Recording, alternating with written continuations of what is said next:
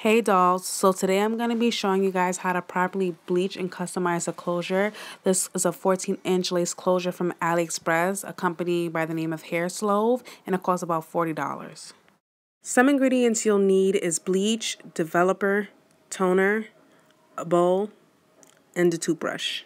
So for me, preferably, I like my closures to be split straight down the middle. So I split this closure a little bit longer down the middle.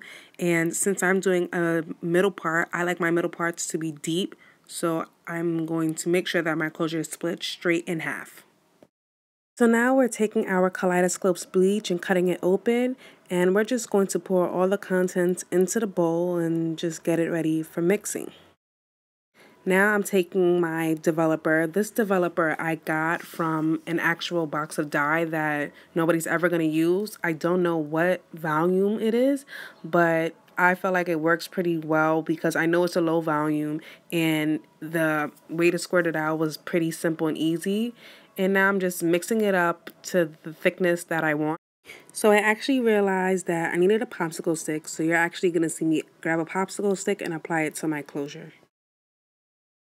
So here is my wonderful closure, my wonderful popsicle stick, and I'm just showing you the thickness again, and I'm just going to apply this to my closure with a popsicle stick. So you want to apply it like just really lightly and on the line where you parted your closure.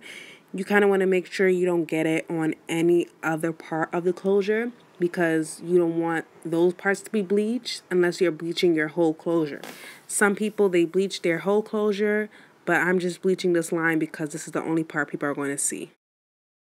So basically the rest of this clip is just going to be me applying the bleach straight down in a straight line, and it doesn't really look like it's in half, but it doesn't really matter because it's going to be in the middle of my head.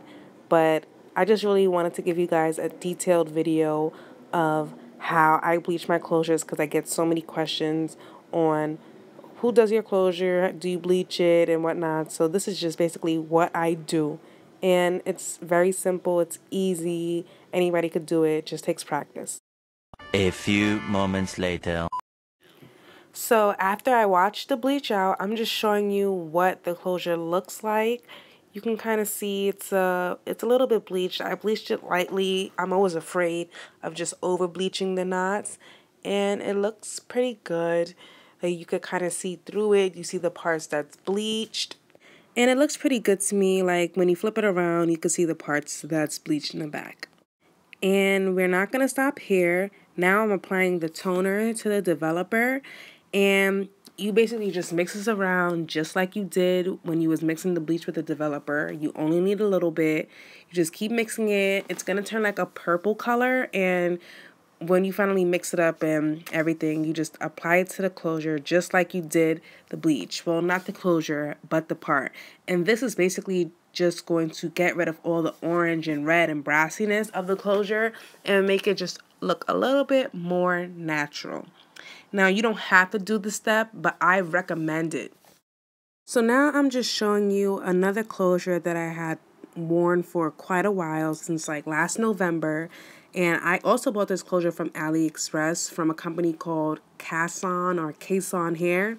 And this closure was really good. It was split down the middle. The knots were really already bleached. So I didn't have to do anything to this closure. I just had to install it in my head. And the girl who installed it in my head, she actually like plucked out like 3 rows of hair. So that's why this parting is so wide. I'm not going to do that with my closure, but I'm just showing you just how the parting looks in contrast. Like you could definitely see a big difference. So right here, I'm just gonna make sure the parting is even and just like move any little hairs from left to right just to make sure my parting is equal on both sides because I don't want an uneven part, even though that would probably look more natural, but I don't know how to pluck it in that way, so I'm just going to pluck it evenly. So now this is the most important part of the laying of the closure process. You want to make sure that your part looks natural, so plucking the closure and actually revealing that part is super important, and you want to make sure that you do it right. Don't be scared. When you pluck your closure, the lace is not going to rip unless you do some extra type of stuff.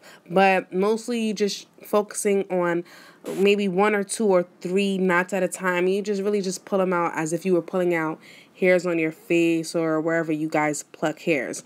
It's just that simple. But it's just important. So you want to make sure you do it right. You don't want to over pluck your closure so that your part is super wide. You want to kind of just keep it small, pluck an even amount on both sides. Just keep making sure that your closure is flat so that you could see where you want to part. And once you start getting the hang of it, it's really simple. It's super easy. Anybody could do it. I could do it. You could do it. Just make sure you kind of like look at where you want to part your hair so that you can kind of get a sense of how your parting looks so that you can match it up. So this is the finished and completed project. That closure is laid and it's easy. Just follow the directions and you'll be able to do it. Like, it's just so simple, and I hope you guys enjoyed the video. Like and subscribe.